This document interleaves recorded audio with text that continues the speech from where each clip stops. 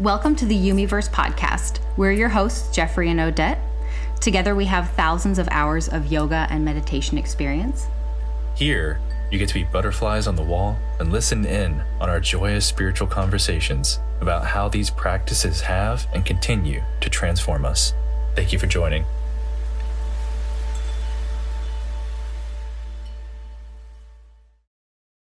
Oh, there was one thing. I'll do that next time. It's too late now. There was something this morning I thought of it. It's too late. Oh, what about our meditation? We need to do that. Yeah, we can do that. So actually, what's interesting regarding meditation, I meditated. That's when I texted you I was going to make the tea. I was like, I'm just going to do a quick 5-minute meditation. And I did, and I had energy flowing, and it was the first time in probably a week. And so I thought, this is a great sign. This is an indication of what is to come forth, I suppose. So I was happy about that. So I definitely wouldn't mind doing a 3-minute one that I could guide real quickly. Do you want to start with that? I would love that because we've talked about that for at least 2 podcasts. Mm-hmm. And we haven't done that yet. So I think if we did around 3 minutes, I'm not sure you mean it's exactly 3 minutes long, but why don't we start with a short meditation? Just do something short. Yeah. So I love that idea. What I would suggest is to find a comfortable position, lying, sitting, closing the eyes if possible. And unless you're driving, don't close your eyes, or just close your eyes for seconds and then open them again if you're in traffic. Find a comfortable position and take a seat or lie and close your eyes.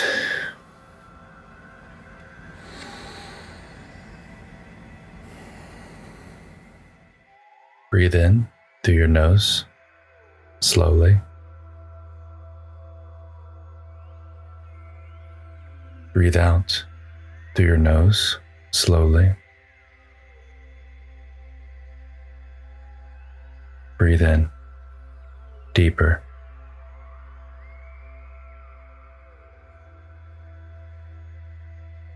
Breathe out deeper.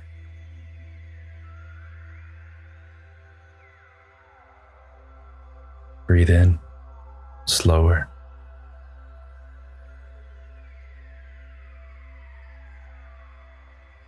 Breathe out slower.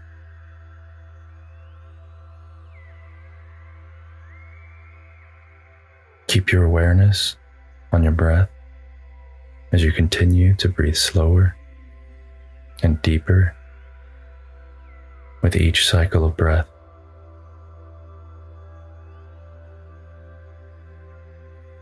If thoughts arise, just bring your awareness back to your breath.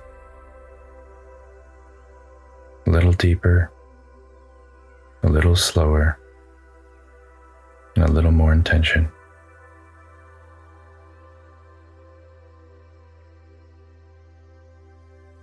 As you inhale, feel the expansiveness of your body, of your chest. As you exhale, feel the release, letting go of any tension, allowing the ease, allowing the comfort of your body to come into place.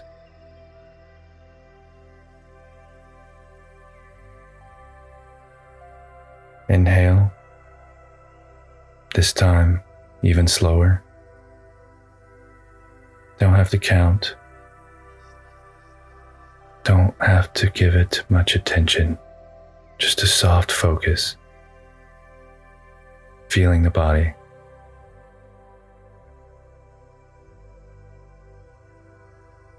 As you exhale, release even more, finding more comfort.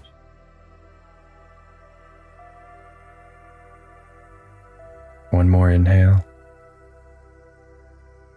finding just a little more space at the top of the breath. without force. Hold the breath for just a few moments. And then slowly release as far as you can.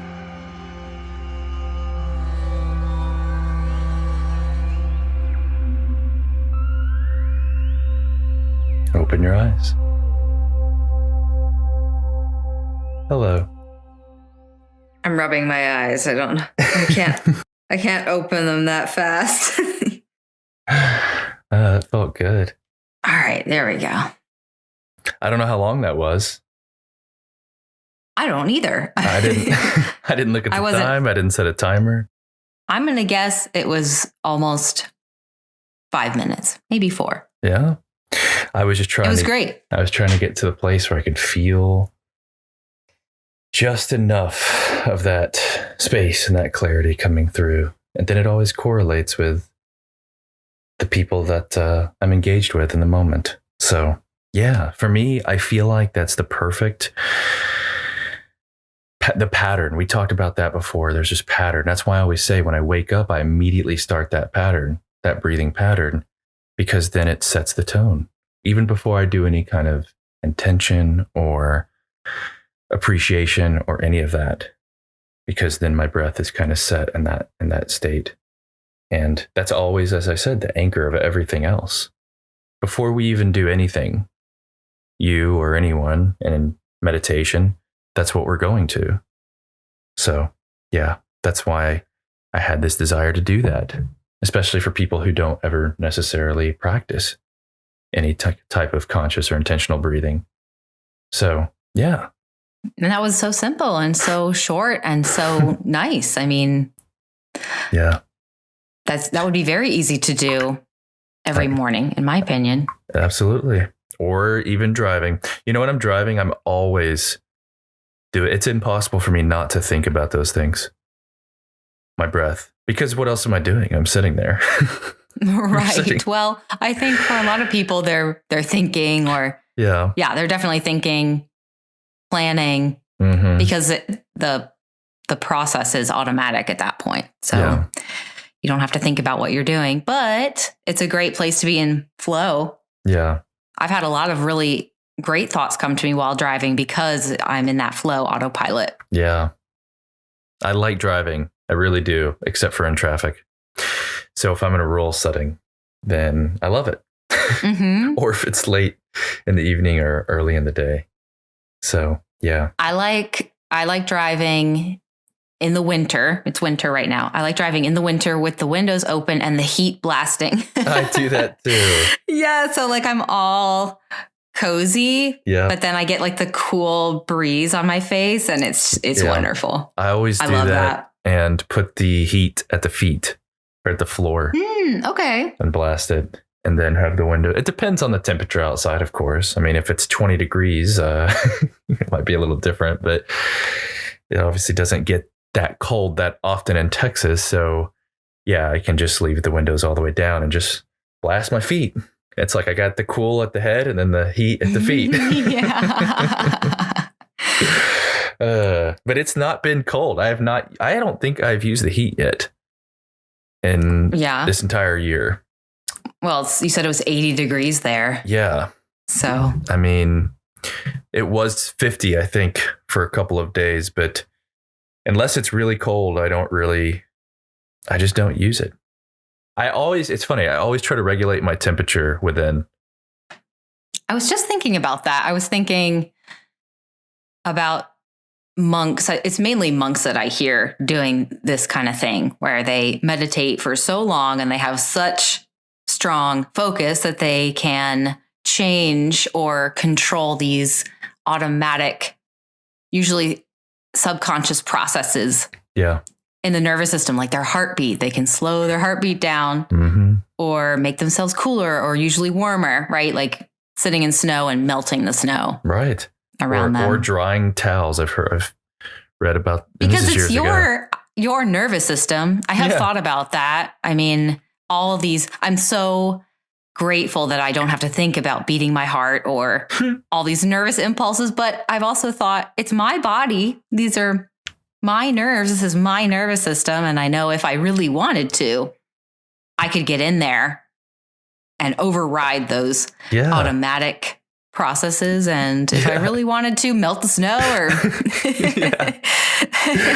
I love that, the way you phrase that. If I could get in there and override it if I wanted to, but absolutely. And it's funny because I have a friend who's a doctor, and it's been a while since we spoke. But oftentimes he's so scientific. He can't get beyond it. And we've had so many conversations in the past. And it was about a year ago. We spoke literally for 12 hours in one day on the phone. Oh my gosh. And finally, I got him to meditate with me. And we were talking, and I always talk to people, especially that are like that, from their perspective. And I was asking him if he's ever changed his heart rate by breathing. And he was like, well, yeah. And I said, okay, well, if you can do that, then why can you not do something else? How further, or how much further can you go with that? And then he thinks for a moment. And then there's this period where people start to notice there is so much more that they have control of. And for me, it's all the same, whether it's just controlling your heart rate or controlling your body temperature or your entire mind and therefore your entire experience. There's just this, there's always this level, I should say, or gate that people are at. And then it's just going to the next phase, no matter where. And then just talking to them or showing them from where they're at, how that works, and where that limited belief began. Because we all have a limited belief. Even I do. We all do. That's what keeps us where we're at. Mm-hmm. And then it's just finding where that is for that particular person, and then showing them how to get beyond that small one, and then the next one and the next one. And that becomes their own process. So yeah, that, as you said that, it reminded me of these conversations I've had with him many times over the years. So yeah, controlling your heart rate. That's such an easy example that most people have probably experienced just by sitting and calming themselves by, quote, breathing. So, yeah. I know. And the scientifically minded peoples, including myself, are not surprised, but it almost seems like magical when you get to actually see some evidence or proof that you are having an effect on your body before you really know the extent to which you can control things. Mm-hmm. For example, I remember at Georgetown, I was in the physiology master's program, and they had this biofeedback machine set up for us. And we got to go up to the front of the class if we wanted to. And then they had this heart rate monitor thing, and you could see our heart rate on this screen. And then the teacher led us through basically a breathing practice. And obviously the person who would go up and be hooked up to this machine, they were nervous. So you could see like their heart rate and their blood pressure would be elevated. And you could literally see that in real time on the screen. Yeah. And then as they shut their eyes and started breathing and calming down, you could literally see and hear their heart rate slow down, their blood pressure drop. And it seems like this magical thing because you have this visual evidence for it, but it's very simple. And it's like your relaxation response just visually in front of you. Yeah. Yeah. And then they have all these fancy terms for things like that, like your heart mind coherence or your heart brain coherence and heart rate variability. And I love that though. For me, I was fascinated too. Yeah. But yeah, it really is just this awareness that we have this control of these automatic processes. Right. And it's kind of segueing into something that we actually talked about yesterday here in just a moment. But I wanted to make one remark, and that is you kind of even said like the heart brain coherence and even the autonomic nervous system, the parasympathetic nervous system, or the ways in which we observe the states that the body is in, and people will get so caught up in those terms and how that happens and why. And it's like they need to hear that and understand that to believe it's possibility. But even like you were just describing in that story, it's so simple. It's so simple that, hey, we're watching what's happening. They're nervous. They're in front of people and then they're breathing and it's changing. And that's literally like the gateway, the first gateway. Yes. It's so superficial and simple, but that is that conscious control of just breath. But then as you do that over and over again in practice, you're delving deeper and deeper into what that does. But at the very kind of, as I said, initial gateway, it's, oh, I just noticed that if I at least control my breath, I am controlling my body in some way. And that's, like I said, to me, the entry point, the entry gate to understanding then all subsequent layers of what is possible within that. And that's kind of the perfect example of that. But I still remember myself thinking that years and years and years ago, well, yeah, I'll just calm down by breathing. And now I'm not stressed. But I remember thinking what that meant was, well, I'm just not stressed now. So that's why that's happening. But, it was so simple in my mind is what I mean. But then years later, as I continued to practice all those things, I started to understand that was just me at least being present, and then in my present state, I could then observe my present state into this, endless depth. And then what is possible within that observing of my current present state. So yeah, so then for me, as you were saying, like heartbreak and coherence, that kind of reminds me of Joe Dispenza. And we talked a little bit yesterday about some of the people that we have been influenced by as we have practiced, continued our journey, I suppose, spiritual journey. And we talked about, in particular, Neville Goddard and Abraham Hicks, which when you and I first met, we talked a bit before we actually ever met, but we never talked about some of these things. And so then when we did meet, these topics got brought up. And for me, it meant a lot to me. And I wasn't really sure why at the time. And as I'm thinking about it now, I feel like because no one else had understood this consistency that I talk about, this universal consciousness. And so those people are these, to me, at the time and even now, translators of that. And so to have some resonance with that means then that there was some resonance with each other more than what we had just spoken with. So I would love to talk about how that had an impact on your experience when it did. Say when you first came across some of these teachings from these people and where you were at the time, and then how that influenced you from that moment onward and even now in your practice and your life experience and everything. Yeah. Let's start with Abraham, since we both listened a lot to Abraham Hicks. Mm-hmm. And maybe we should explain. Yeah, I was just going there. Okay. Like, what is that? Like, who is that? Let me say this and then you add to your understanding. So there's this really delightful lady named Esther Hicks, right? And she says she channels this universal consciousness called Abraham, and she received this name in a meditation, this name Abraham, for this consciousness that she, not her ego Esther self is, but that comes through her. And she teaches to hundreds of people regularly as Abraham. Do you want to add to that or amend any of that? The only difference, and I don't know why this is, for me, it's a channel, or it's a translation. I like the word translation because of my own experience, but she does. And I've heard her say that she doesn't say that she's channeling, but I mean, it's just a word. So there's not really much to change from that, other than when I first, I could speak as I speak about my experience when I came across her teachings, I'll maybe go into more, but for kind of as a preface or understanding, I think that's pretty accurate. But for me, the one thing I will say still in this moment is that she is teaching, in my opinion, kind of like the essential laws of the universe, and then as it pertains to individual people when she interacts with them. So it's not really that detailed often.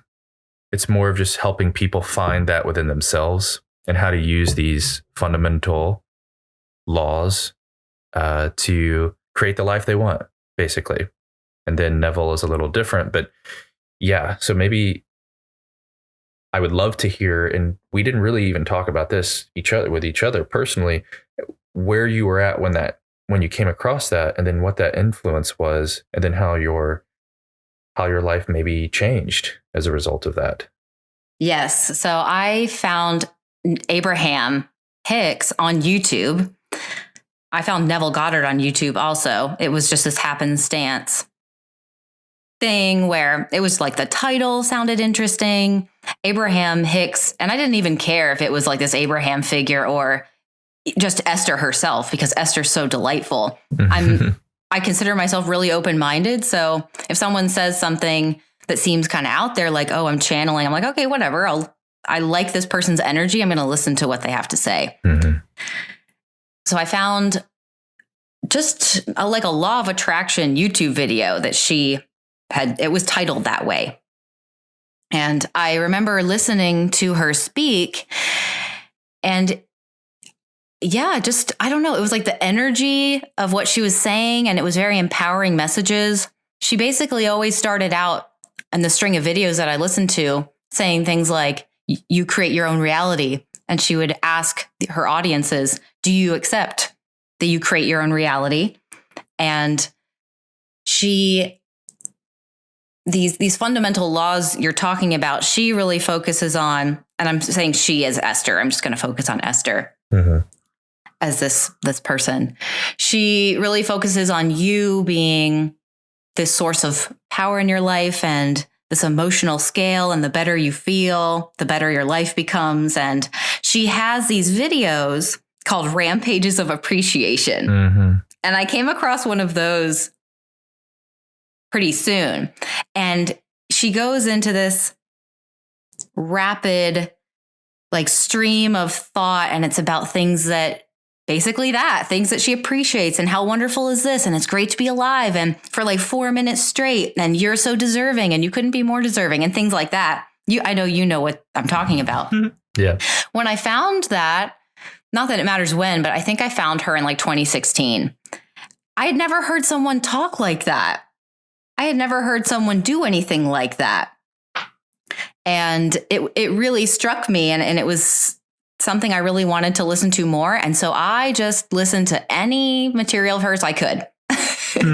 For maybe 2 years. I would listen when I was pet sitting or I wasn't at school. I would have Abraham Hicks on in the background. Yeah. And I think it was helpful for me. It was an empowering presence in my life. Esther and her messages. Yeah. And I was just getting out of that graduate program where I'd really stressed myself out, and everything was going great. But anyway, It was this uplifting, inspiring presence. And I just binge watched and listened to, I should say, all of the material of hers I could find. Right. And then eventually I'll stop here so you can share your experience with Abraham Hicks, because then that naturally transitioned to me into Neville Goddard's material. Right. But I was with Abraham Hicks listening to her for a good 2 years. Yeah. I love that. And there's what I'll do is I'll just kind of give my experience and how I came across her. Yeah, I would love that. It's a little different, but what was interesting for me is we've talked a bit in the past about how I've always been someone that just kind of lives my experience as opposed to watching others experience or even really learning from others. Like I said, I don't think there's definitely value in learning from other people. We're all doing that anyways, but I've always been just more of a doer in my own experience. And what I mean is, when I played sports in high school and potentially college, I'd never watched any of the sports I played. When I played esports, I never watched anyone. I just did it. And I just And so for me, same kind of thing with my spiritual practice. We talked about even in yoga, I didn't really do yoga. And then after 2 classes, I went into teacher training, and I wasn't so interested in what they were teaching as far as what their fundamentals were, but how to connect with that experience that I was having, and then some of the concepts through the book. So the point is, I have my experiences before I really look to others, I suppose. And I wasn't even aware that I was doing that most of my life. But what's interesting is right when I think I graduated college, one of my former partners gave me a book. I don't even remember why, but it was The Secret. And she knew that I would only read books periodically if I really had an interest. And if I do, it's because I read it in one day, because I'm just intense. If I do anything, it has to just go all in. And so she gave me the book, and The Secret's super short anyways. I mean, I think it's like maybe an hour read, I think. But I remember she gave it to me, and I had just started this finance job out of college, and I read it, I think at lunch, and I played with it. And I remember in the book, there's something about parking spots, and it was like, envision a parking spot. This is like 2008 or something. I don't remember, around then. But I would play with it, and I was like, oh, I'm interested in this.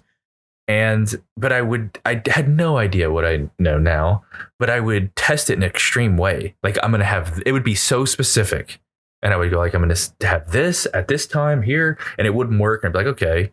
And then I would try something else, but I was just way too specific at the time. Instead of just saying, kind of what it was really getting at was just to start to test your ability to believe in these things and then have the universe reveal it. But what's interesting about that is Esther was the original material for The Secret that I come to discover years and years later. And then she was removed because of just some, I won't really say conflict, but just disagreements about how everything was being disseminated through the book and the movie. I think it was. I ended up reading this years later because I had an interest when I discovered that Esther was the one behind the material. So anyways, the reason I share that is because it was like all these things were always coming into my experience, like kind of prepping me for what I was ultimately going to find anyways, which is why I always say that we're all kind of on a path. We're having this theme that we're living out, and you can't really mess it up. You just are kind of altering maybe timelines a little bit, but you're just really creating resistance. But ultimately, you're still going to the path that you are destined to be. Not to say that we don't have free will. We do. It's just the theme of it is kind of the same. The experience of it is what we kind of choose. But I won't go there right now. So then when all this stuff happened, as we've talked about in previous episodes, I did all that yoga and meditation. And eventually that year, which is so interesting to me that I did all that meditation, I didn't do anything as I spoke about. I mean, meaning I didn't interact with any kind of media. I hardly used Instagram. And if I did, I would just get on there and post what was coming to me, maybe about yoga or something. And I like very limited interaction with the outside world. And then finally, when I came to completion, or what I thought was completion, and I thought I'm going to go and interact with the world again, I just had this intuition to search YouTube for meditation. And the very first thing that popped up was Esther Hicks.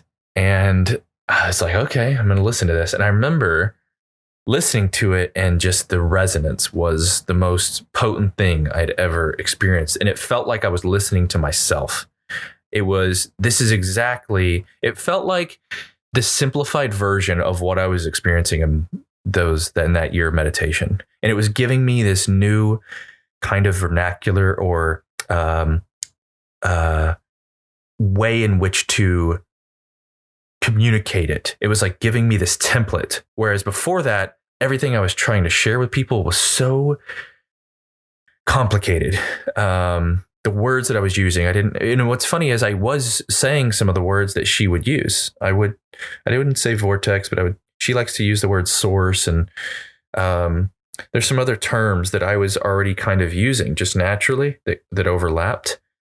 And I don't remember now, because what's so interesting is then as I started to listen to her, I kind of like you would just play it all the time, because it felt like I was having those same experiences in meditation without actually having to meditate. I just had it in the background playing, and I would listen. And as soon as I heard it, I think it was the first day, maybe the second, I started playing her 8 hours a day. And it would just continue to play. And it was the same feeling that I would have when I was in meditation.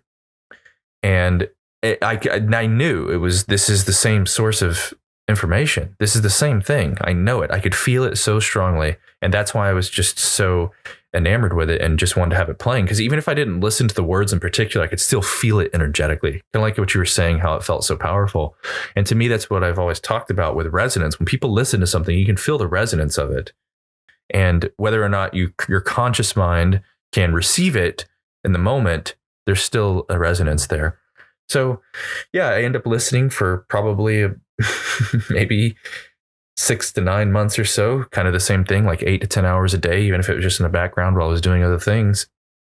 And it helped me to kind of consolidate everything into another way of speaking about my experiences and using that language, which is why now I do use a lot of her language, because we're all building from the same non-physical place. We're all creating or translating from that. Every single person is doing that, whether they're aware of it or not.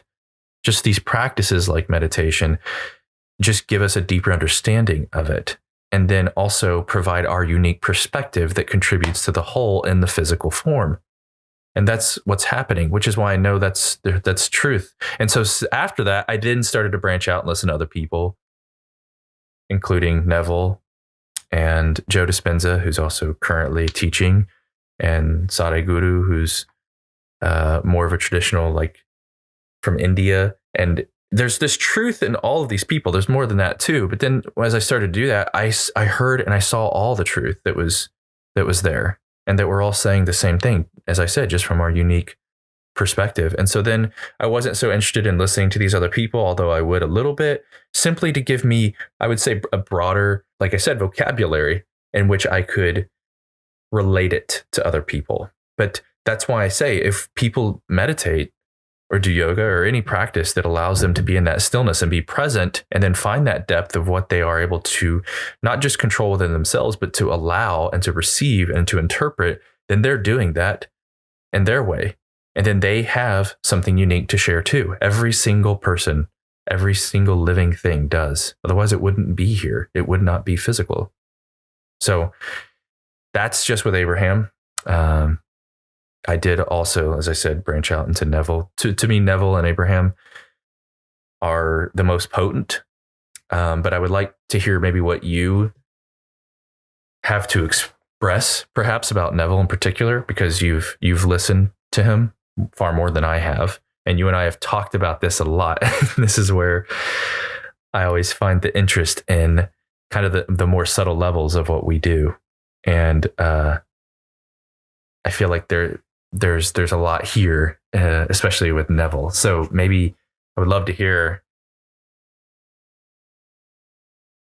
Esther and Abraham are more well known, at least because she's modern. She's still here and she teaches, and The Secret. And yeah, I think The Secret is, a lot of people know about that movie. Yeah, which I think is great. It's this. If anyone listening hasn't, I guess reading the book would be better. Yeah.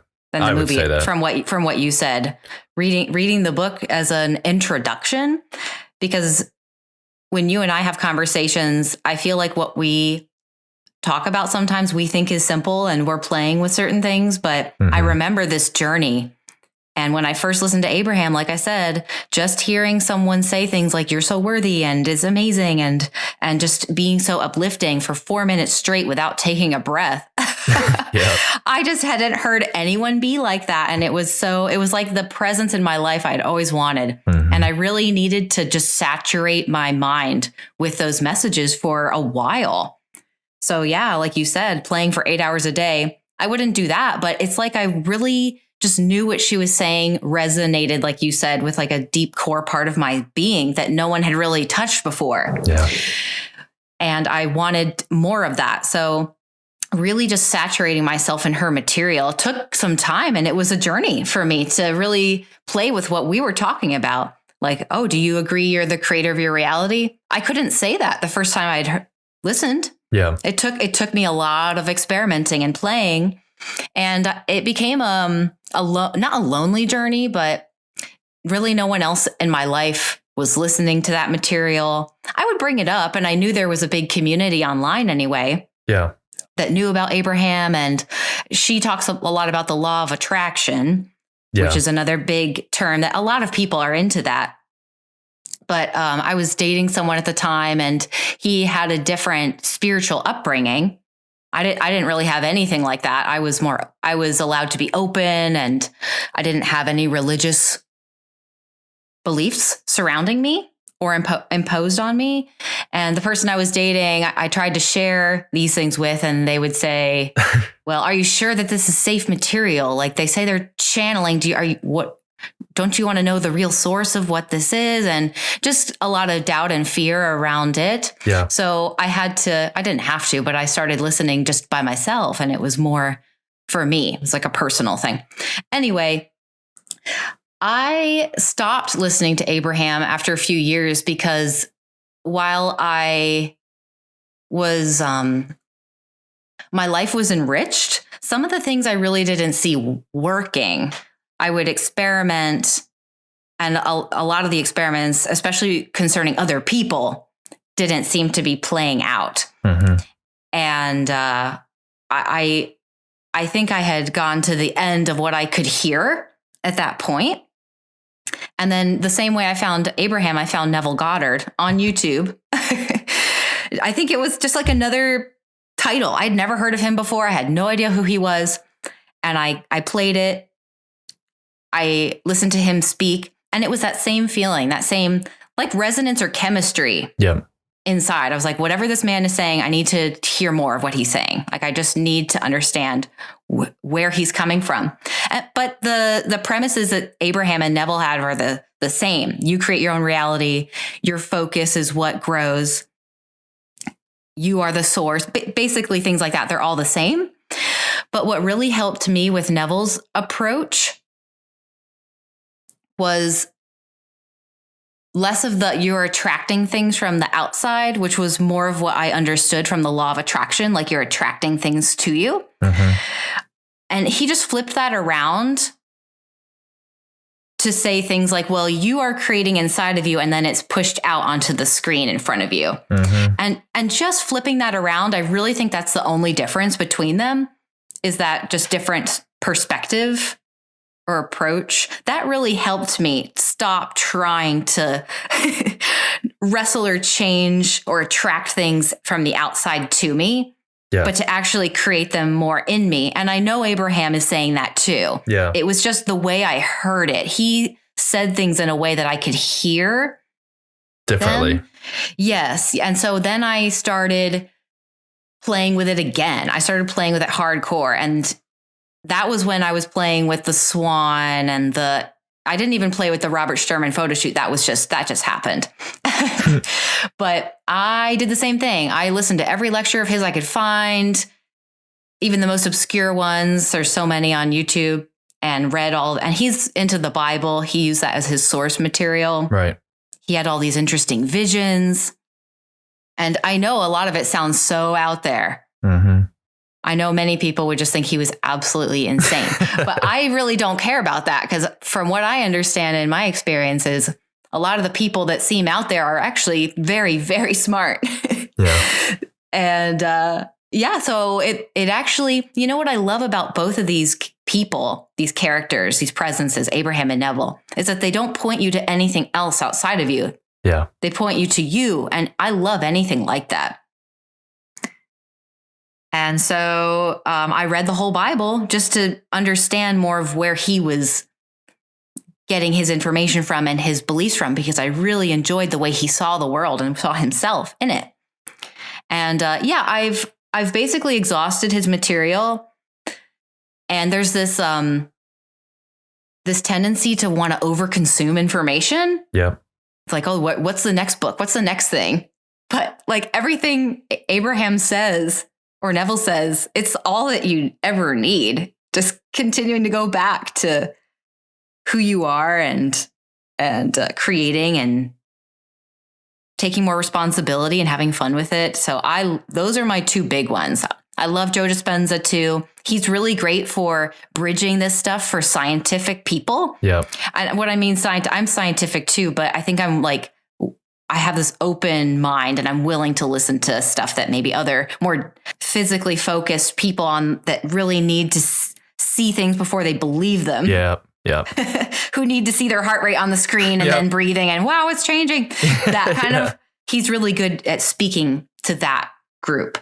Right. But Abraham and Neville together, those have been my go-tos, but really I don't think either Esther or Neville were like, listen to me only and join our cult. Yeah. And it's not like that. They both are like, it's you. And that's what I like the most. And I've also heard both of them say that they're not the only source of that information and that's what and so for me, this is what's interesting too. You made a few comments a little bit like about Esther and Abraham again, and then Neville.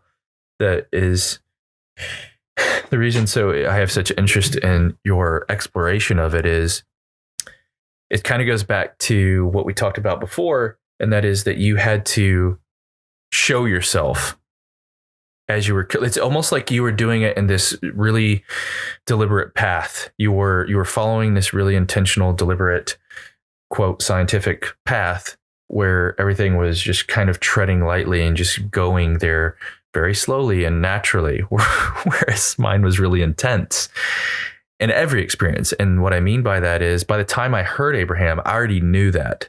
I already knew that I created everything, as we talked about before. So when I came into that material, it wasn't like it was opening me up. It was just giving me a funnel in which to then share through. And so that's why it was so easy for me and start to also kind of adopt that language. And I was so happy when I found it. And I think that's one of the reasons I listened to it. Not to say I didn't learn stuff from her, because I definitely did. And what I really learned was how to simplify what I was doing in my experience. And that's what both of them, her, Neville, or even others, Alan Watts and other people that were sharing this stuff and their unique perspective was doing. And that's why when you shared the Neville stuff and how it impacted you, it wasn't that it was different, at least in the way that I have interpreted it. It's just the words. The words allowed you to perceive your own experience a little different. But to me, that's the same thing. Whether you're attracting it or you're pushing it out, it's the same thing because it's still happening within. And it's happening within first. And whether it is attracted from what's happening within or it's being pushed out from what's happening within, it's still the same thing. So then that becomes that subtle layer that I talk about, where how are you continuously finding more of how to influence and control these energies to then create those experiences that are desired. All of these things, once you're past that gate of understanding that you control your body and then you control your mind and you control then what manifests and all these other things, there's few people that, I shouldn't say a few people, I should say a small percentage of people that understand this, but that percentage is still a good amount of people, a large amount of people, but not the average yet. But I do see that happening. So for me, why I still listen to these people periodically is because there is some times where I just want to listen to something and it feels good just to have that resonance, to know, oh, here's this same information, but I don't have to be meditating to do it. And I may not even get any new perspective because it is the same thing. It's all the same thing over and over again. But for me, I've had experiences before I even heard these people that I haven't heard them say. Just like Neville had experiences that you've shared with me that I haven't read from him in particular, that I've never experienced. And I've heard all kinds of experiences that other people have had, and even present experiences that people can do. I was just in Sedona last month and I met this woman who's been a teacher for 20 years. She does sound therapy. She does all kinds of things. And when I met her, and this is normal for me, not necessarily all the time, but especially in Sedona. And she ran up to me and she was like, oh my goodness, I've never seen an auric field so big. And for me, it's just normal. I'm like, oh yeah, how big is that? And I'm asking questions. For most people, And most people might be like, what are you talking about? That's so funny. But I know that to be true for her and her experience. Yes. Oh, for sure. Absolutely. And I just told you that story last night about this shaman that I met 7 years ago. And this is before I could even understand what he was saying. But he was a really well-known, or is a really well-known shaman around the world, apparently. And he does speeches. He gives lectures and he writes. He's written books. And I did a session with him 6 years ago or so. And I was not open to what I talk about now yet. But I kind of, like you, have always been open to anything because I know there's always something new. So I'm always exploring.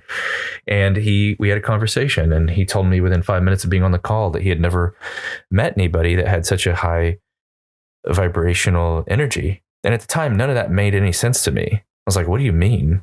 And he was like, you resonate or you vibrate at 1300. And I just go, okay. So what does that mean? So for me at that time, I was still trying to interpret that in some way that I could make sense of. Maybe not necessarily scientifically, but how can I apply this to the real world? Well, I don't know what that means, but I am interested.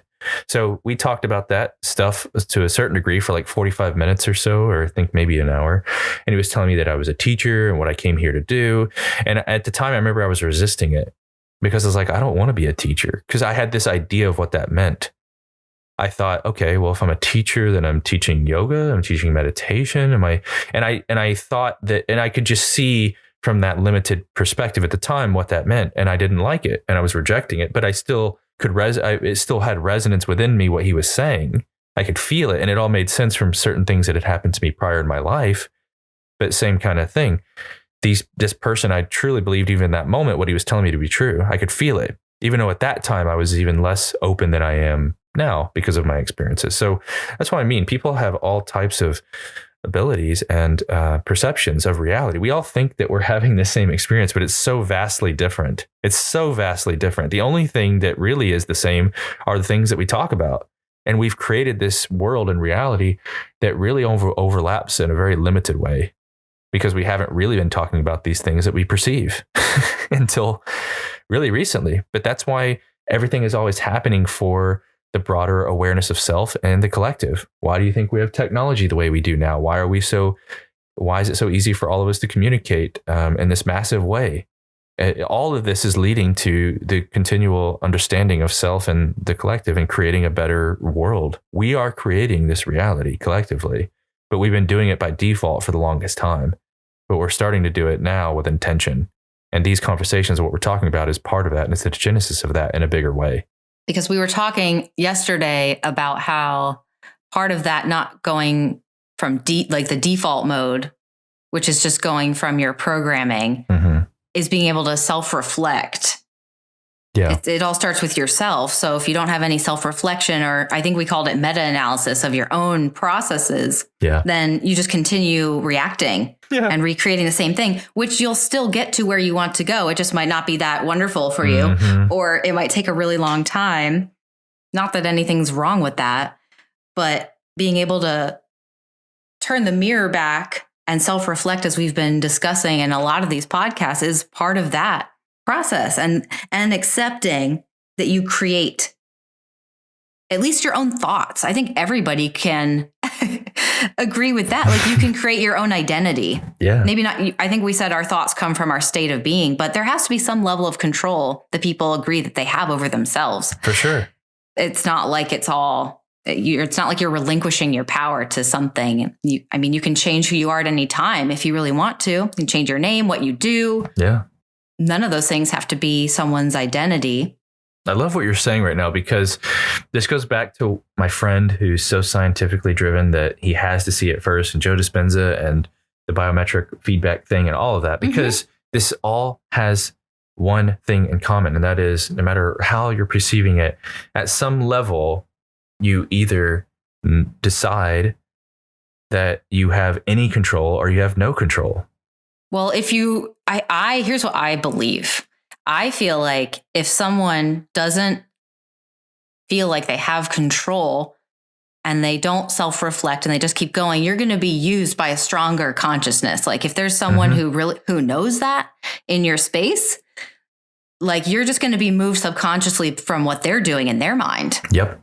because they're able to control their thoughts and their emotions, and you'll think you have your own thoughts, but you're just picking up what's around you, and nobody likes that. Yeah. Nobody wants to be this little puppet. I know I don't. I'm like, I don't think so, honey. Like, I'll sit down and meditate and create what I want. And yes, like who wouldn't want to do that? And especially if it takes you 3 minutes in the morning to just quiet your breath and then.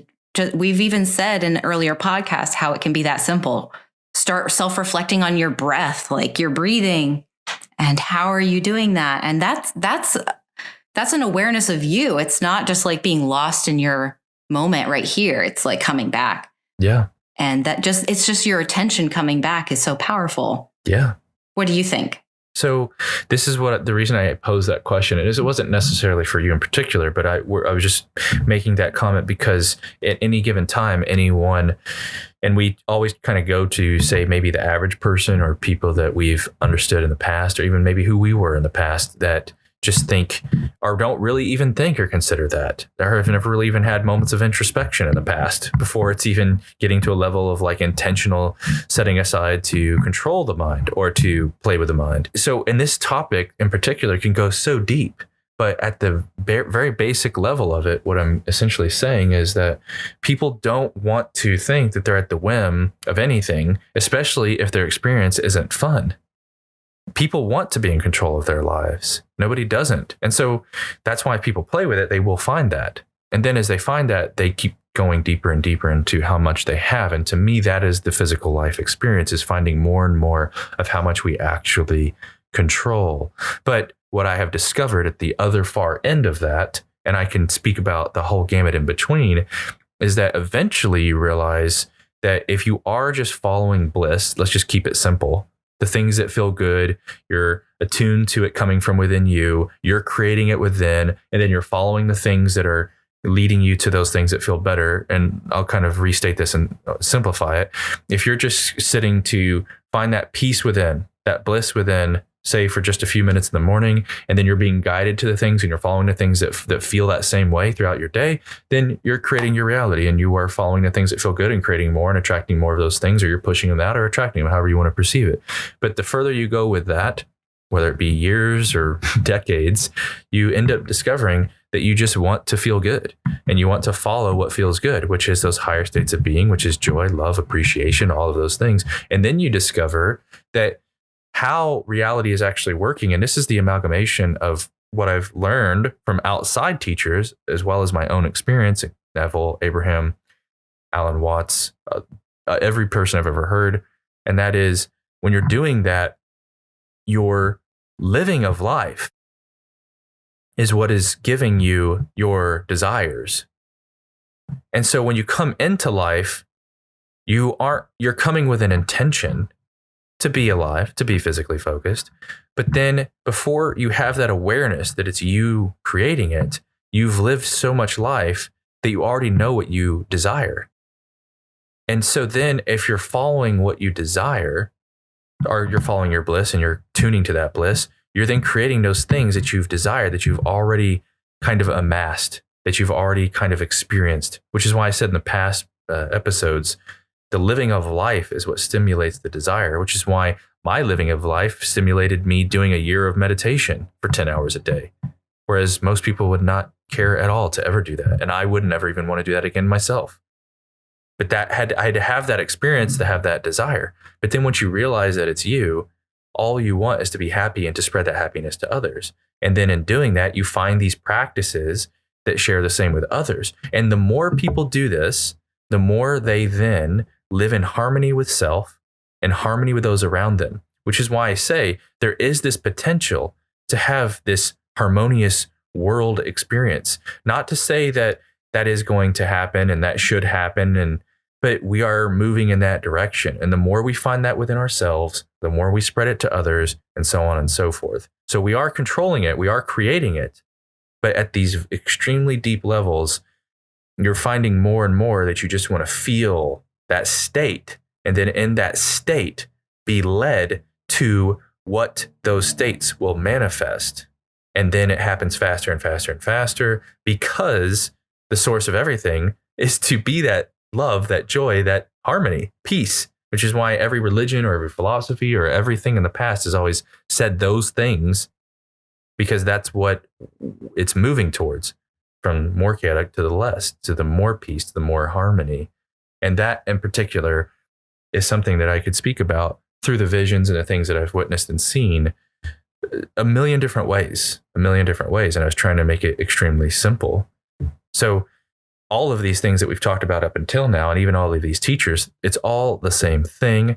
But this is really what is interesting to me. Last night, I shared with you some things that people have shared with, well, you shared with me about some of the things people have shared with you about just what they've listened to from us right now. And it might just be one single sentence that resonates with somebody. One single sentence out of thousands of sentences. But that was that one sentence that person needed to hear to change their perspective. Just like the really only difference between Neville and Abraham was just the way in which it was phrased, which made the big difference in your perception. And so that's really the key, is that we're all saying the same thing, but from our unique perspective provides that reference point for someone else to see it in the way that their unique perspective allows them to shift in some way, to start noticing that and recognizing that and then living that. Which is why I say we all have that potential to be that at all times and live more and more in harmony. And it is happening no matter what. This is the thing I know for certain. That is happening and cannot be stopped. All we do is we choose to be part of it or we choose to resist it. That's the free choice. And nobody really wants to resist anything. But they're not intentionally resisting it. They're resisting it because they've been reacting to their life experience. And that's the resistance. But when they stop and slow down and they start doing all these things and they go as deep as they want to, or as shallow as they want to, they fall into that harmonious state of being. And then you mold the experiences that you're having. It's not that it's just set in this path that you do this exact thing, but you really don't even care because you just want to be happy. And you just want to be love and joy.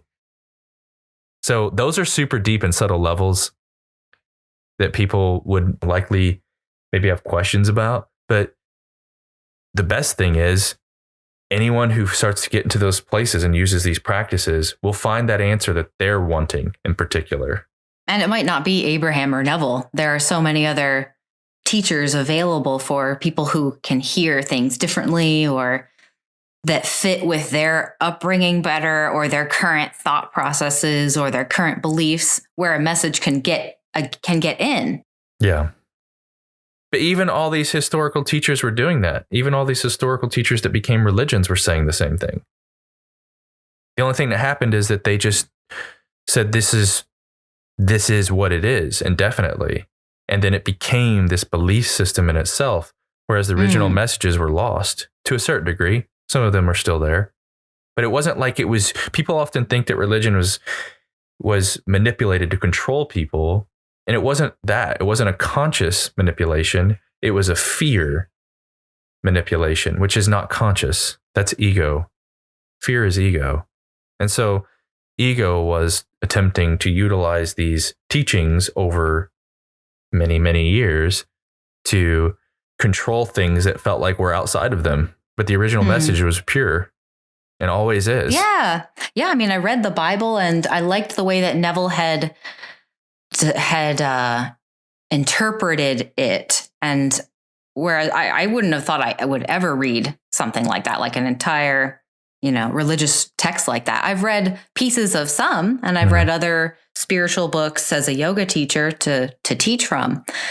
But the way he presented it and the beliefs that he had, I really enjoyed the strength and the conviction of his beliefs. I was like, this man really believes what he's saying, and he doesn't care if you believe him or not. I'm gonna listen to that person and read what he's reading. And I read the entire Bible, and I got a lot out of it, seeing it the way that he saw it. It wasn't like there's this deity outside of you, which isn't a model that works for me. I've never been taught that, but for someone else that might work. There might be some other teacher that uses that model where it's easier for that person to hear, well, there's this deity or power outside of you, and it's totally fine if that's a message that someone has to start with. For me, that wouldn't have worked. For me, I would have been like, well, I really don't have any evidence in my life for that. I've spent so much time alone, and like, I'm the only one who's ever with me. And anyway, so I know there are other teachers that we're not talking about that are available, and these are the ones that we've encountered and for sure gotten a lot from. And ultimately, they're not deities, right? They were both saying, or are both saying, it's you. And at least in my experience, I really enjoy that because it gives me power to do something and to create my life and not want someone else to do it or something else to do it. But I understand for some people who want that, or it's really hard to take on that responsibility or even that power of like, oh my gosh, I create everything. I really don't know that I can accept that. I can understand how having a different model would soothe the fear for maybe a while. And each of these people, this is why I say, and I even referenced Eckhart a little while ago, which is why he's so popular, because he is kind of a foray into the present moment awareness, which is just the beginning layer. But then I have listened to some of his other stuff in the past where he does delve into a little more depth, but perhaps not as much so as Neville, obviously. But that's what I'm saying, that if each person just finds that space within them, they have something to share that others are wanting and needing to hear, that are part of their path, and then so on and so forth. That's how it works. And, you know, I receive visions when I go into these deeper states. And what these visions are like is they're almost like patterns. It's almost like, I won't say sacred geometry because it's not, but it's like, it's kind of geometric at times. And this is why I've said in the past that I interpret it over time, because I see the image and then it makes sense as I'm having conversation over time with people, what that image was indicating. It's almost symbolic, like what we talked about in the past with you referring to even the life experience being symbolic with things that are around you in the moment. And this is why it's more powerful than any words I could ever receive, whether it be in meditation or from another person or another source that's translating for me, because we know, I mean, we've even heard the phrase that a picture is worth 1,000 words, an image is worth infinite, because you see the completeness of it. You see the wholeness of it and what it means. And there's nothing that is more expansive from everything I've experienced in that. And these people that teach at these different layers are just guiding us where we're at, which is why Abraham resonated with you first, and then Neville, and then you end up doing a lot of these things yourself, such as reading the entire Bible and then practicing these things and showing yourself. And that's the type of person that you were, and those were the experiences that you needed, and sharing your experiences like you have now. Other people are resonating in the ways that they could only hear from you, and so on and so forth. And that's what I mean, I referenced Ram Dass before, and I do that because the one sentence that is so poignant that he had mentioned is that we're all just walking each other home, because that's what it is. We're all just guiding each other back to ourselves. And in this life physical experience, we are having more and more expansion from the things that we are experiencing. And the visions that I've had as it pertains to this in particular is that we are creating our reality, and there isn't anything outside of us. Everything that is divine or holy or whatever anyone wants to call is within all of us, and our attention to anything is what creates. And so as we give our attention back into ourselves, we align with that source that is guiding us to what we really want, and therefore creating a better reality, not by the things that we're actually doing, but by the things we're giving our attention to. If everyone was to take their attention away from the big things that are manifested around the globe, those things would shift and change, not because we are actually doing anything to do it, but because the order of all of our collective attention would do it.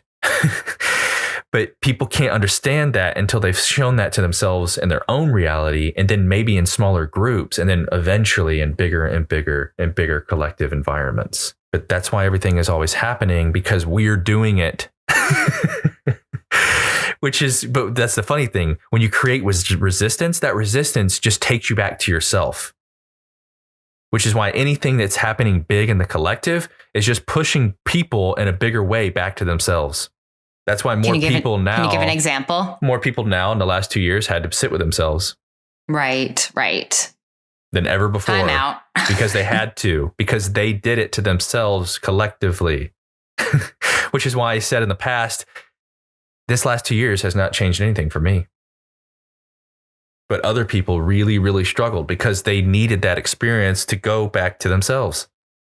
Making some a lot of energy come through me. Yeah, no, it's great. You can keep going. I mean, it is an interesting perspective, and yeah, I understand. Like for people who are still so much in the material, and there's reasons things happen, and you really get to see what it is you believe or where your focus goes. Like with something like that, I mean, you're aware of people who are like, well, it's this person's fault or this country's fault, or there's like this blaming, and that doesn't do anything productive.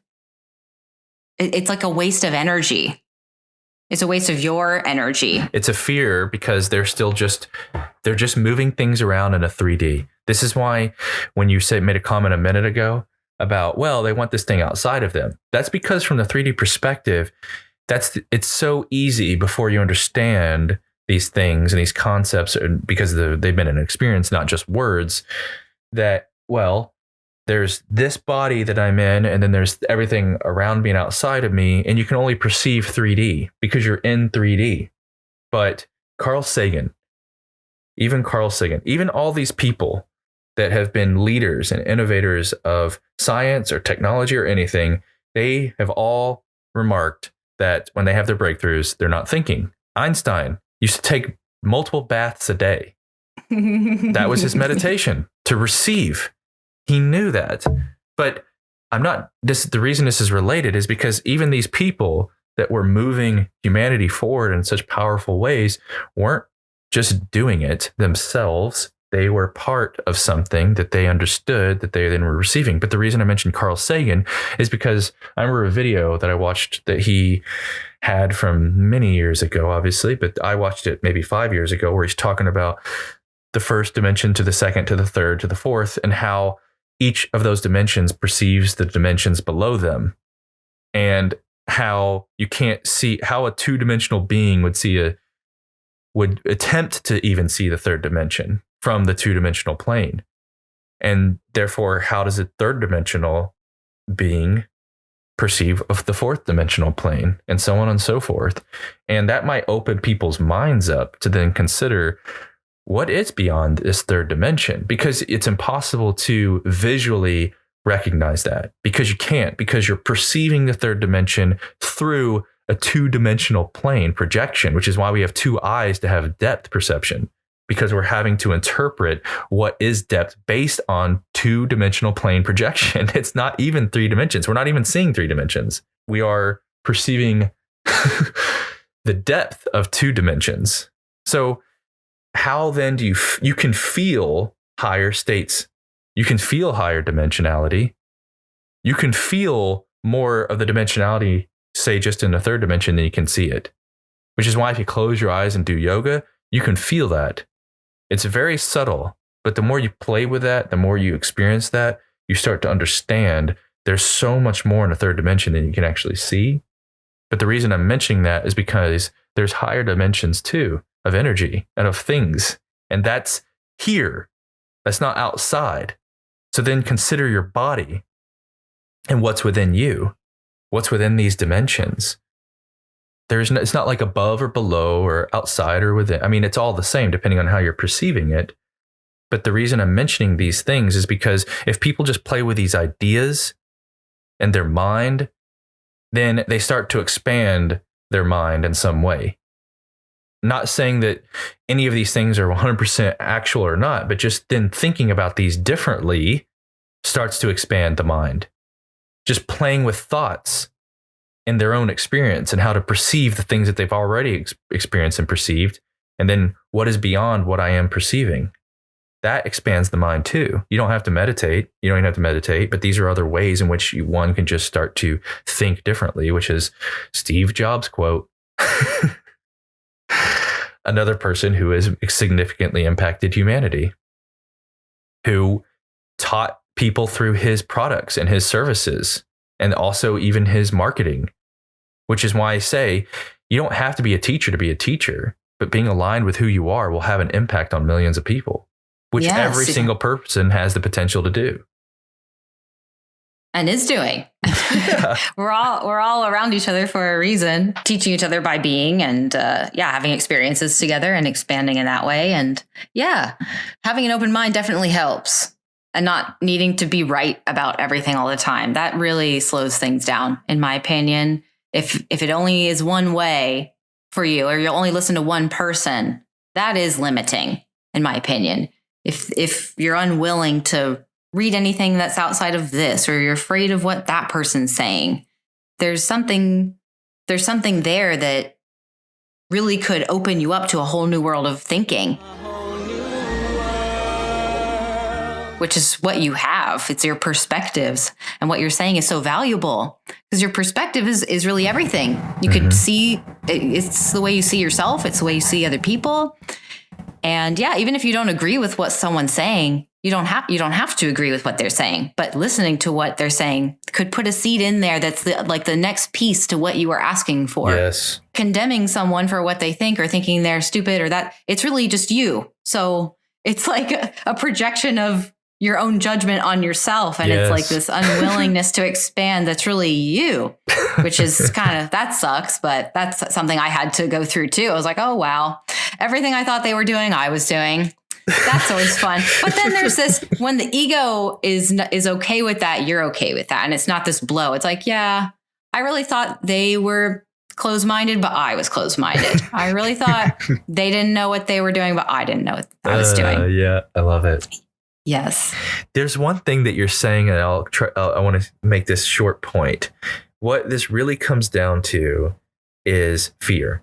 And it's when you think that there's a separation of everything, and there is no separation.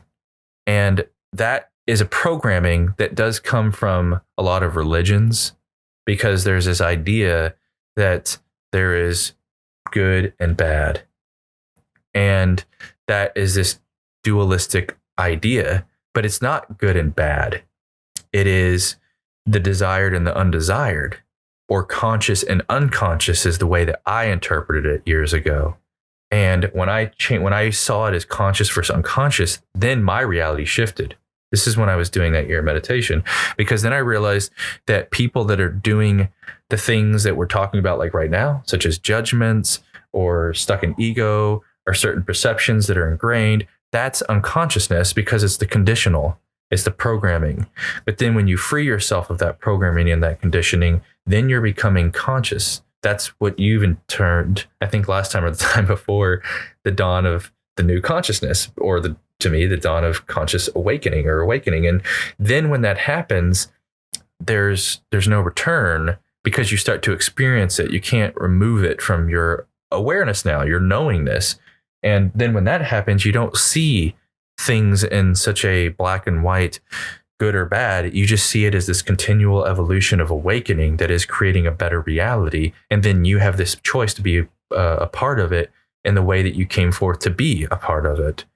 And that's why now it's better than it's ever been, but we see it as not so. But historically, we can always look back and say that the now is better than the past, always.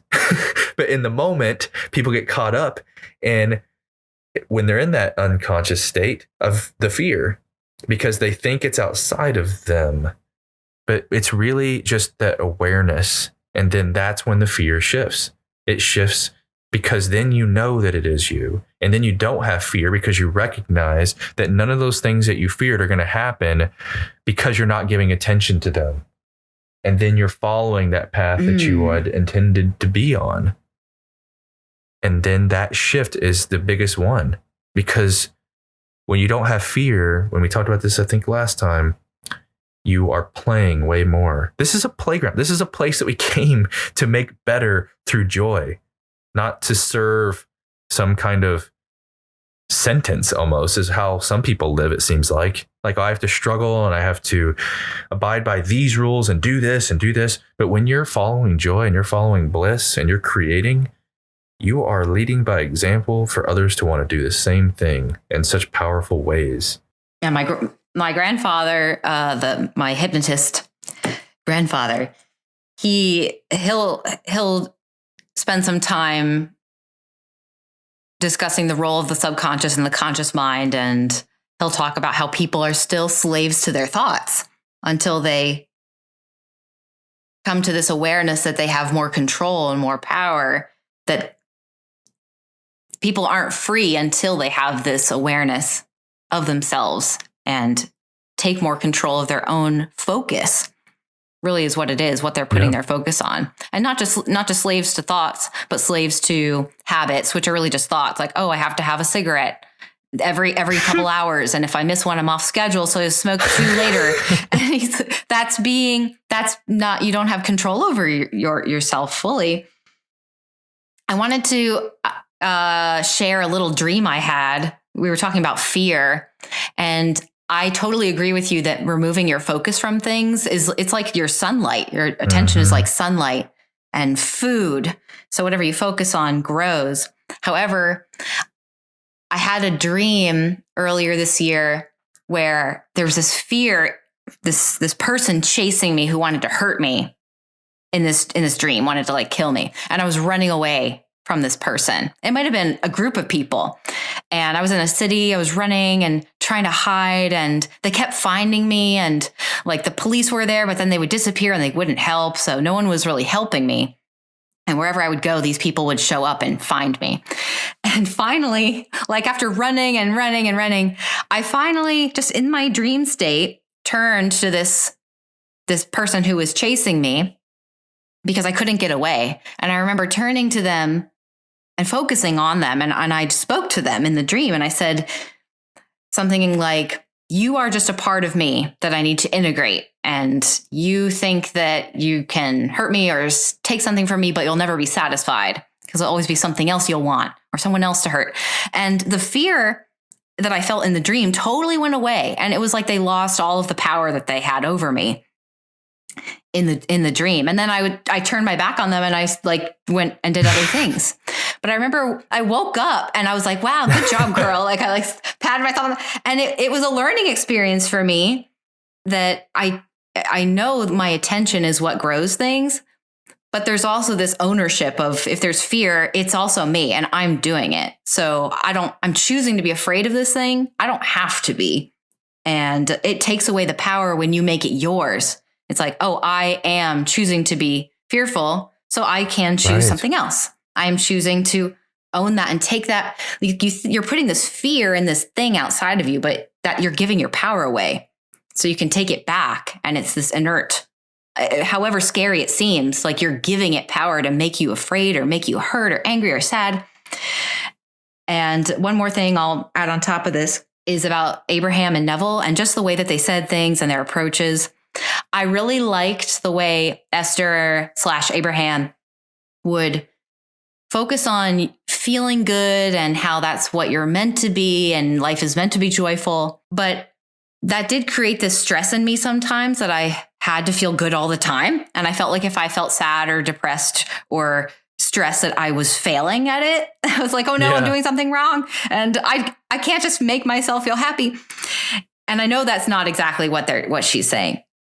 But that was the way I interpreted it. And I know other people have interpreted that way too. Like, oh my God, I have to feel blissful and happy and buoyant all the time. And Neville really focused more on just the attention, not so much your emotion, even though like the states of being definitely have emotions tied up in them. But he wouldn't focus as much on the bliss being what creates, like you create in every state. So if you're sad or depressed, like you'll keep creating from that place.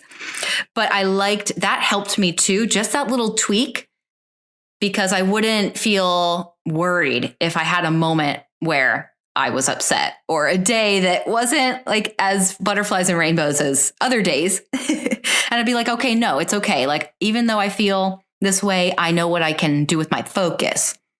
So it's like the combination of them together was really helpful for me in like accepting and using all of my human experiences, because I just couldn't stay in this happy, blissful state 100% of the time. And just hearing someone explain that a little bit more, because Neville would go into more details about things like that and focus more on imagination and focus. It helped me not worry about that so much. But I totally agree with you that we're supposed to be happy and joyous and blissful. And I know now that if I feel bad or sad, I do know that I'm choosing that. And sometimes I'll just let myself choose it. I'm like, okay, you know what? I just need to be mad for a second. And I've said that to people. I just need to be sad for a second. I just need to be mad.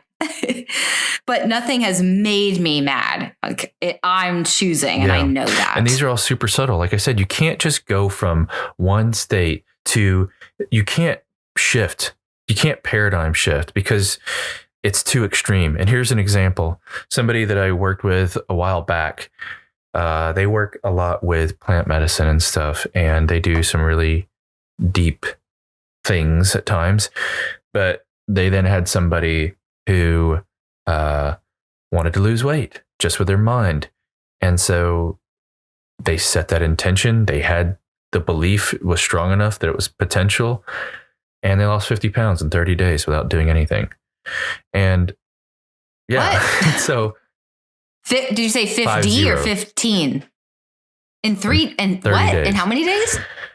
So, oh my gosh, the reason I'm saying that is because that is the power of the mind. But you've heard me talk about this, and this is why I use Neville and Abraham and even maybe some Alan and some other people in there, because it's all the same. But the usefulness of my experience and what I have received in it and shared is that all these people have given me different terms and different concepts to then channel it through or filter it through.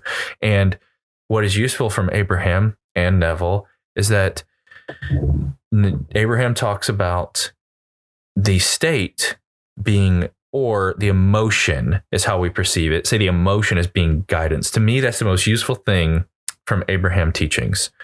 Because if you know that, then you just know, okay, well, I'm feeling this, and whatever my attention has been on, even if you can't remember what your attention originally was, because this is what happens. Something will happen and you'll be in that state because it is an observation outside, because no state is outside of us.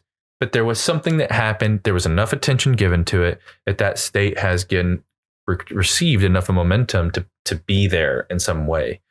But then people beat themselves up and they think, well, I shouldn't be feeling this. And then they're adding to it, like you were kind of saying. So they keep adding to it. But the benefit is, and this is what's useful for people, even myself, because of my intensity as well, those are lower density states. So those things take so much longer, which isn't different than what Neville says as well, which is your attention.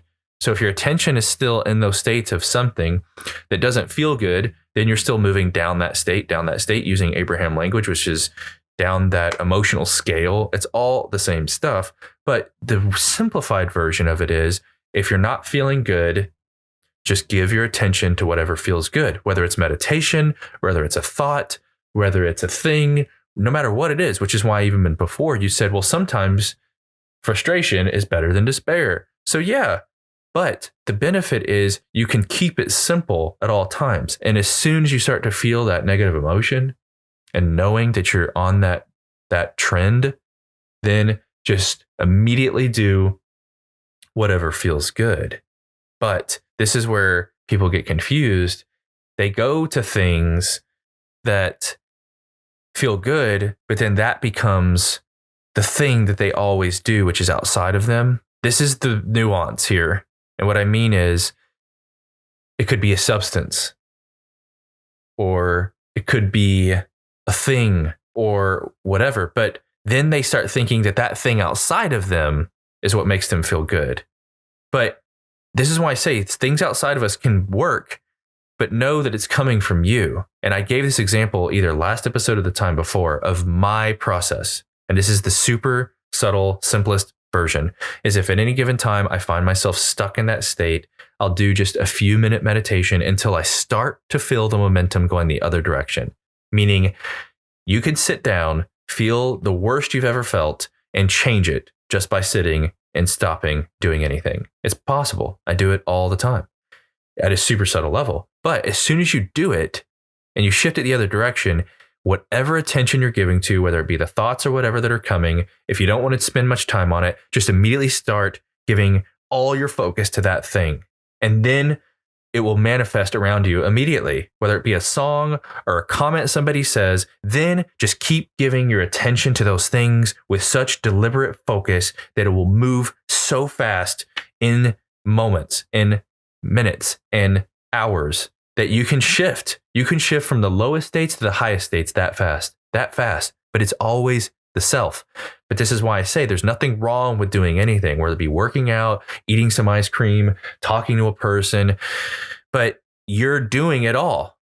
But there is a way, and that's what I'm talking about, to do it instantly without anything outside of you. And that is the example that I gave last time. And then just now again. And all these people are saying the same thing. Neville says the same thing by the attention. And Abraham just gives a little detail as to what that feeling or emotion really is.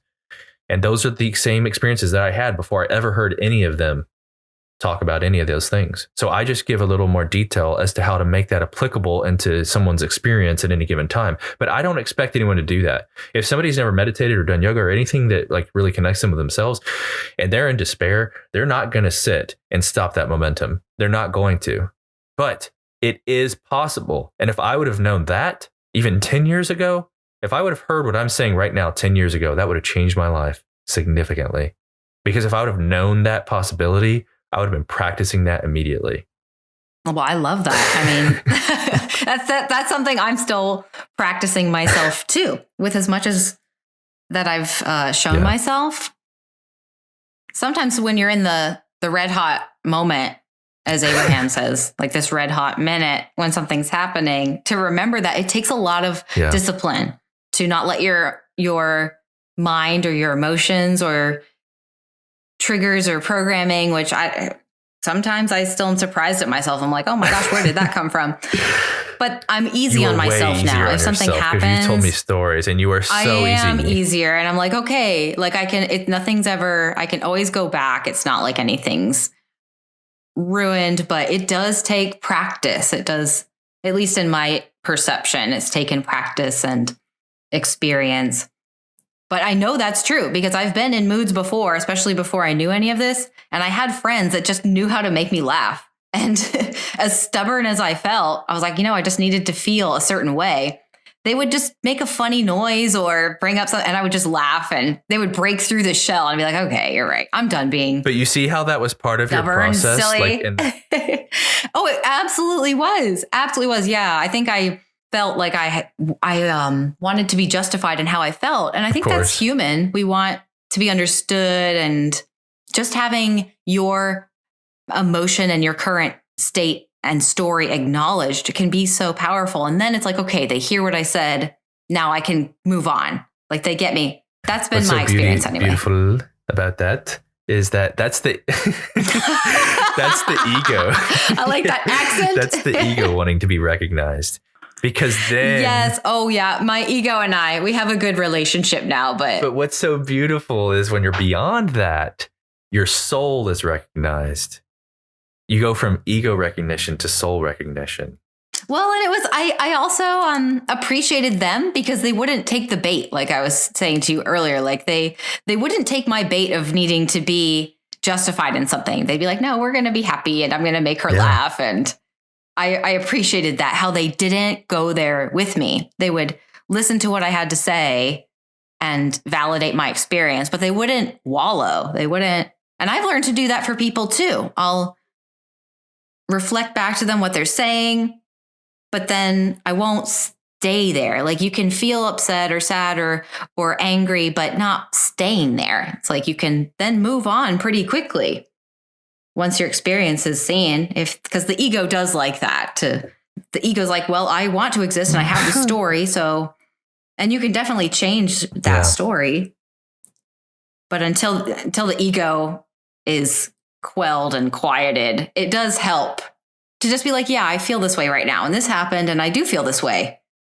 But then you can start talking yourself up a bit more. Like, oh yeah, that person did this and they're such a a-hole. And then, like, a lot of people just spend their time with friends talking about stuff like that. Because they don't know. Oh yeah, this terrible thing. And then they said that. But then if you can be satisfied with just saying like, yeah, this happened and this person said this and I felt this. But then after that's understood, if they could just move it up a little bit more. And I like Abraham Hicks's emotional scale for that. Like she actually has like this emotional scale that I printed out at one point with appreciation at the top and despair or something at the bottom.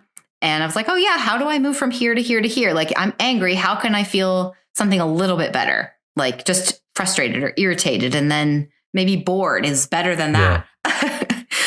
Like maybe they said this, but maybe I misinterpreted it. Maybe they didn't mean to say it that way. Like there might be a thought that's just above the angry one that's a little bit less. And playing with that, I remember doing that too. I remember playing with my thoughts and being like, okay, well, being devil's advocate to myself and moving up. In that process, that's what I'm talking about, is the subtlety. You say, just using the example of the past to the present, it was, I'm looking at this and now I'm judging where I was, not judging, but I'm observing where I was and seeing how to get better. And all that was, even if it was say 2 years ago or 3 years ago versus now, which you can do all those things much, much easier and with your own newer processes and so on and so forth. And then you do reach a place eventually where you are never attached to anything that's happening because you've practiced it so much and you've played with it so much that each new time there is something that's happening that seemingly doesn't feel good. You're so in tune with it that you immediately shift it and you're immediately transmuting that, which is why I always say all we are is transmuting energy. Because when you're at that level of awareness, you know that it's an opportunity to shift something for your and everyone else's benefit. And then it's always in real time. And there's never a time where you are literally holding on to anything for any duration of time. You're just constantly moving things back to higher states. And that's what we're all doing. And this goes back to what I never fully said earlier about us being all one, that we're all that same source, which is beyond, say, third dimensional plane. And when you know that that's what we're doing. We're working with each other to improve the whole physical experience for ourselves.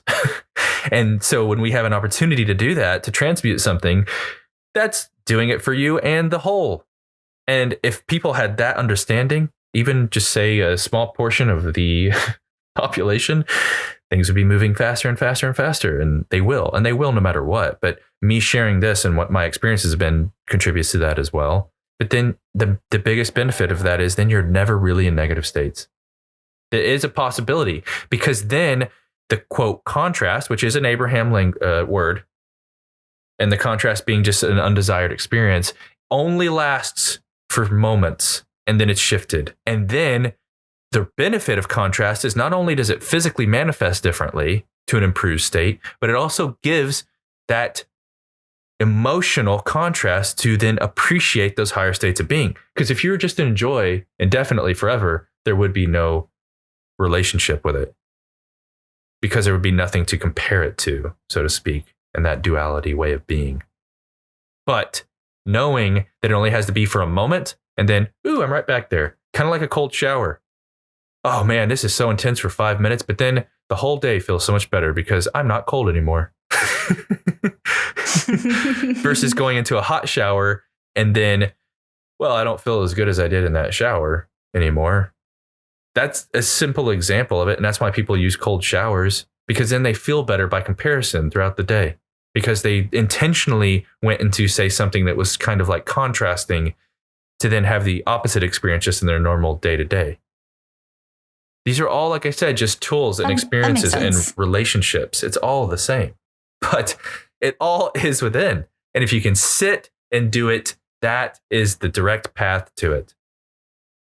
Direct path. There's no better direct path. There's no better way than just doing it in real time with self in the moment and practicing and tuning. One more thing Neville would suggest, because he was really about meditation also, he would suggest, which is something I started doing, going into this sleepy state, before you're going to fall asleep every night, reviewing your day and thinking about anything that happened that you would have preferred to happen differently, and using your imagination and your mind to replay those things and imagine they went the way you wanted them to, and to basically help yourself fall asleep in this feeling state of neutrality, like not feeling upset about anything, not going to bed mad, because he really believed you would bring whatever feeling you had right before sleep, which is that sleepy state where you're kind of floating right before you're unconscious, is what you'll create the next day. It's basically what you imprint, and then it's like you're programming your mind for that night.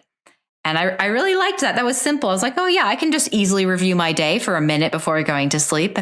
And it's not like, he wasn't saying like magically changing things as if they happened and expecting them to go that way, but really just to control your feeling and to go to sleep, maybe appreciating or in this wonderful feeling, like you had the best day ever, because you can create those feelings in yourself, or at least feeling neutral about things that happened during your day, and then falling asleep as a simple daily practice right before you go to bed. Because that theta state right before you fall asleep is like a deep meditation state, and you're so suggestible in that state. So that's something that I did that I found very easy to integrate into my life, and it's still something that I do.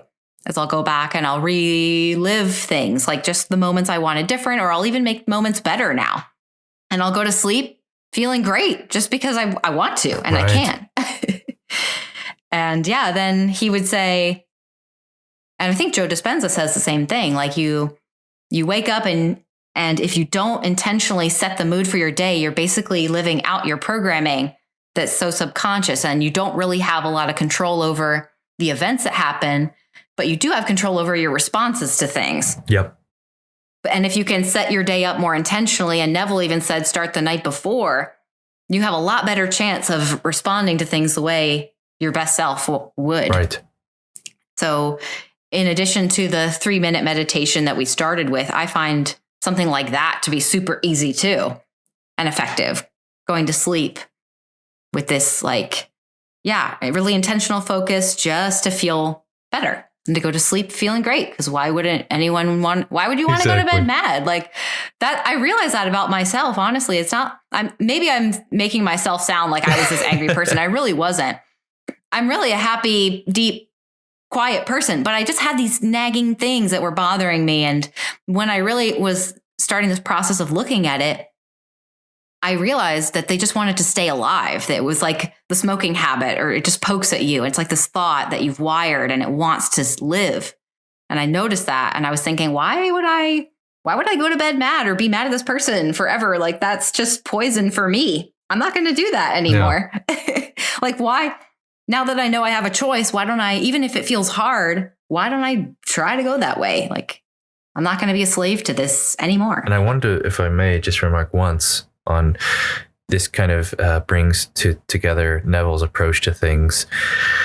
And through my experience, he uses a lot of visualization, and you kind of even hit the point that his visualization is a process or technique to get to the states. Oh, absolutely. Yeah. It was all to convince yourself, basically, to get through that dense programming. And so for me, and you and I have actually talked a lot about this in the past, like what was he using those states for? Is he creating from those states? Or I'm sorry, is he creating from those visualizations? Or is he just getting to the states that the creations already exist in? And then someone could really go into these subtle understandings and try to interpret, but it doesn't matter. That's why I don't go sometimes extremely deep in that way, because it kind of can become muddled. But at the core of it, it really is this state over everything first and foremost. The emotions and all those things, and Dispenza even teaches a little different and talks about the emotions being the driving force, but it still is the state. It's the state of joy or appreciation or love. And in that state, no matter how you want to interpret it, whether it's you visualizing or you receiving or whatever, as long as you use any of those processes to get there is all that matters. But that is a process that was useful, and it was obviously useful for you because there is this dimensionality of things too. In doing that, you are shifting where you are currently at. And in doing that, you are lining up with a new reality, essentially. I have talked about this a little bit in a previous episode where I woke up the next day and it felt like I was in a new reality. Literally every single person that I was interacting with from the day before was different, but it wasn't them. It was me lining up with a different reality, an actual different reality. I know that. I knew that even back then in some way. And so it's the state that is aligning you with that. So whatever process you use or anyone uses, it's just to get to that state. So if anyone can ever remember, I'm trying to achieve a state, not trying to achieve a process.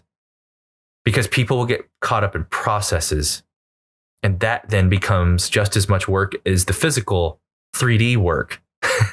And you and I've talked about this sometimes. But whatever is best to achieve the state foremost, and then anything beyond that is the attention in that state. So this is the way I kind of would simplify it. If you're not in a high state, use any process or any of these processes to get there. And if you have to use something external, like a substance or something, there's nothing wrong with any of that. But it is still you controlling the state. Then when you're in the state and you know it, then whatever process feels good to create from, then do that and give attention to that and allow it to manifest. So those are the two components that kind of get muddled at times and confused, but the state foremost, and then anything within that state will create. Love it. That was a good recap. That was a good simplification of a summary. I mean, I like that. Yes. Love it. This was so much fun. You told me this idea yesterday about talking about other people, and I think it is useful because everyone is saying the same thing, and there are different people that resonate in different ways, and it just adds to that broader ability to do the same with the self. And for me now, having had this conversation allows us to then maybe refer to some of these things too, because it's not just me, it's not just you, it's not just anyone. And this allows us now potentially to reference some of these things and give a broader perspective and how that we might share things in the future with people. I think this was very useful, and I was really excited about this conversation. Absolutely. And it went better than I expected. Not true, because I definitely expected it, because I actually even said this morning this is gonna be the best one yet, and it felt great. Yeah, good. You that's caught not yourself true, there. because if it happened, it was what I expected. That's a programming in itself, a common phrase. You know, that's just a phrase that I've used to saying my whole life, but it's always going as good as I expect. That's my new phrase. There we go. Yeah. I love it. I love it. Awesome. Thank you so much. As always, you're the perfect companion. This is one of the most pleasurable things I look forward to. I really appreciate, too, the fact that we have people that are reaching out and sharing with us what resonates with them. There was something that was mentioned to you yesterday, and somebody wants to comment on the episodes. So we are going to post them on YouTube. I think we're also going to put each episode, at least the initial minute, on Instagram, so people can comment as well on those if they want to, and maybe start conversation with other people maybe that are listening as well. So, yeah. Mm-hmm. Anything else that you? Perfect. No. I think it's a perfect place to be. Episode 7. We are complete. Thank you again, Odette. Thank you everyone for listening. I appreciate you so much. We'll see you next time. Bye. I welcome joy.